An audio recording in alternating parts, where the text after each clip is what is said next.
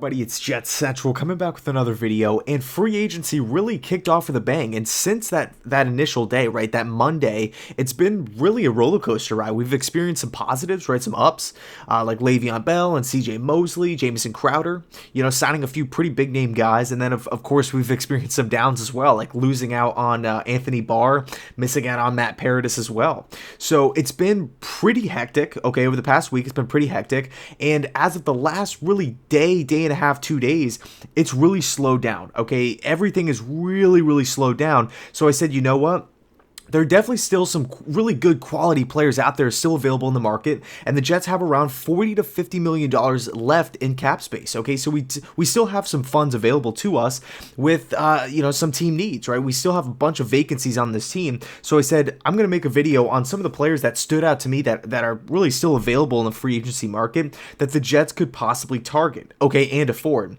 So the first guy I want to get into, first player, is Justin Houston. Okay, Justin Houston, the guy that everybody's still talking about. It was kind of a surprise release of the Kansas City Chiefs. Now Houston, I mean, a few years ago, he was considered one of the top pass rushers in the league. Okay, he is a veteran. He is 30 years old, or I believe he is turning 30. I know last season he was 29, so I don't really know if he's still 29 or 30 years old. Point is, he's a veteran pass rusher. Okay, he's been around for a long time, former third-round pick.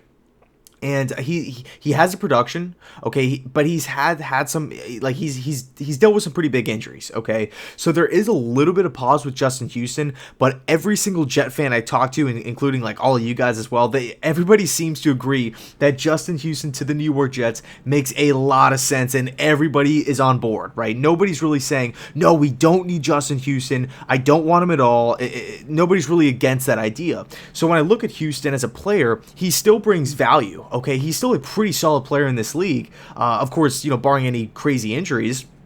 And I believe Houston had 9 sacks last season as well, which is more. Okay, and I keep seeing on Twitter, like, people are saying Houston's washed up, he's washed up. And yeah, he is up there in age, but I mean, he still had 9 sacks last season. Okay, that's more than any player on the New York Jets had last year. Jordan Jenkins led the team along with Henry Anderson with 7 sacks. Okay, so both those guys tied for first place with 7 sacks each.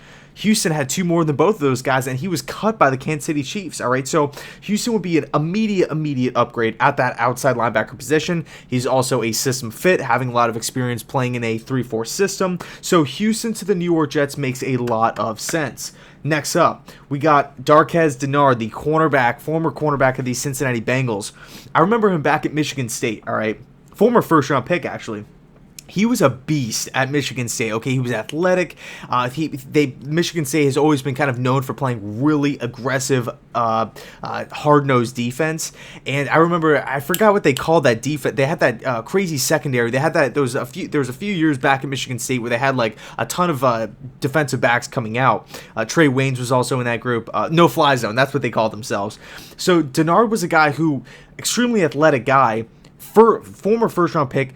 Really highly regarded at one point, but just never really panned out for the Bengals. I could see the New York Jets right now being extremely thin at the position. I mean, we have Tremaine Johnson, Darryl Roberts. We just brought in Brian Poole. Who else? Perry Nickerson, Derek Jones, I believe, and then Denard Robinson. Okay, so really the position right now, it's thin, and I definitely want a competition at that, especially at that number 2 cornerback spot, going into training camp. Okay, so I want to pack the house with as many cornerbacks as possible.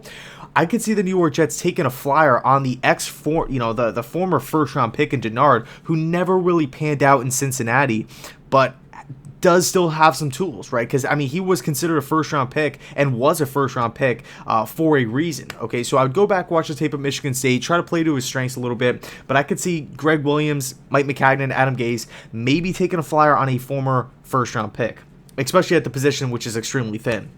So next up, we got Josh Sitton, the former guard of the Miami Dolphins. Now, obviously, the first connection that everybody makes is the Adam Gase to Sitton connection. When I look at the Jets' offensive line, it definitely could still use some upgrading. I love the Osemele pickup. That was huge. It's going to be huge for this team, just as a overall morale booster physically on the field. But Sitton could come into play. Okay, yes, he is up there in age. And he's not a top 5 interior offensive lineman. He's not a top 10 interior guy, but he still can play at a decently high level. Okay, Adam Gase loves him. He's a great leader, and there's a reason why Josh Sitton has been linked to the New York Jets and Adam Gase.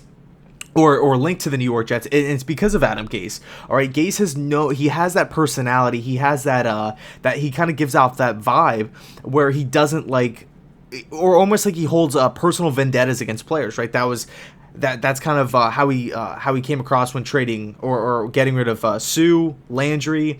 I know there's some other guys involved, Pouncey, Ajayi. Just he doesn't like certain players. But Sitton is actually a guy that's on Adam Gase's good side.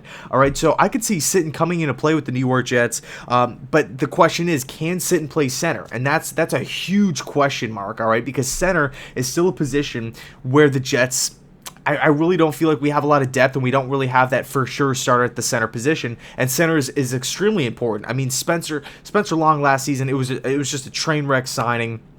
I actually thought it was going to be a decent signing, but it just turned out it wasn't a good fit.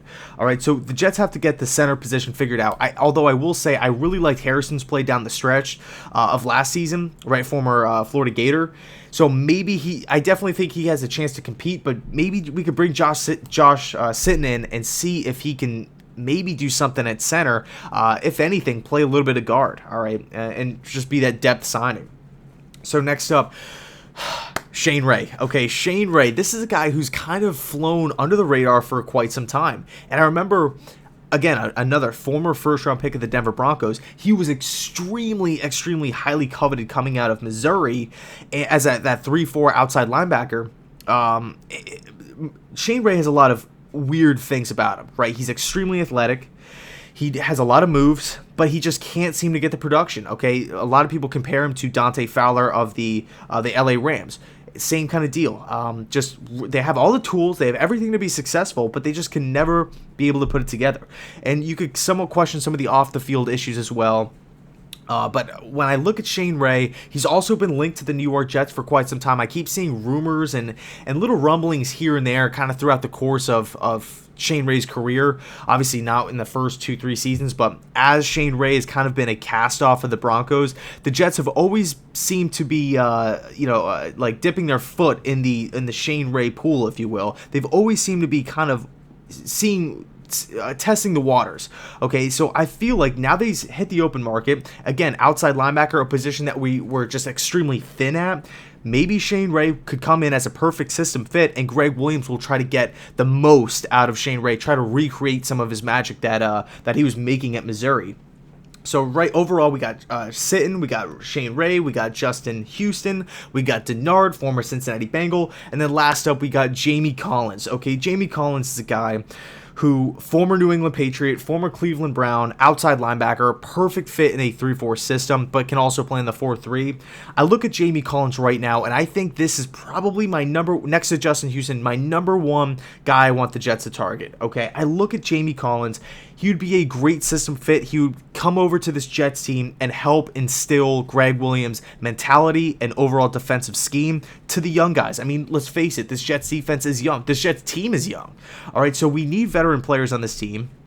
At one point, Jamie Collins in the 3-4 system with the New England Patriots was an extremely extremely productive player. Okay, then he kind of overvalued himself, started talking a little bit. You can make the argument he got a little bit of too big of a head, and he got traded to the Cleveland Browns. The Patriots, got rid of him.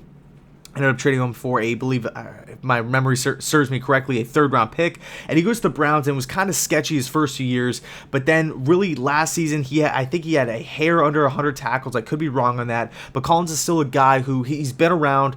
He's had some success coming off he really, I mean, he was at a high point of his career with the New England Patriots, and then he experienced some lows with the Cleveland Browns, but he's coming off a solid season with the Browns, not coming off an amazing season. And who was the defensive coordinator with the Browns? It was Greg Williams, so he could come over, great system fit, veteran player, help teach the system, and I really like Collins. And also another thing to note is that Collins, you could get him on the cheap. I really think that you could sign Jamie Collins to a cheap team-friendly deal, which nobody's really talking about. So those are really the 5 guys that I'm really thinking that the Jets could be in on.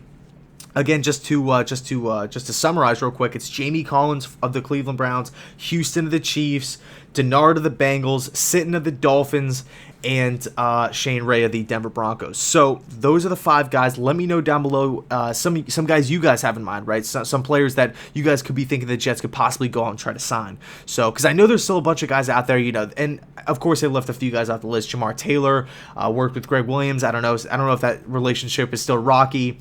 Who else? Prashad Breeland, nice young athletic cornerback. I believe he's 27 years old. Former Washington Redskin and Green Bay Packer, I believe. I mean, there's definitely still a few guys out there, a few tackles, maybe a few wide receivers as well. So all in all, those are the 5 guys I'm really thinking that the Jets could be honing in on. Let me know your thoughts down below. And as always, thanks so much for watching, and go Jets.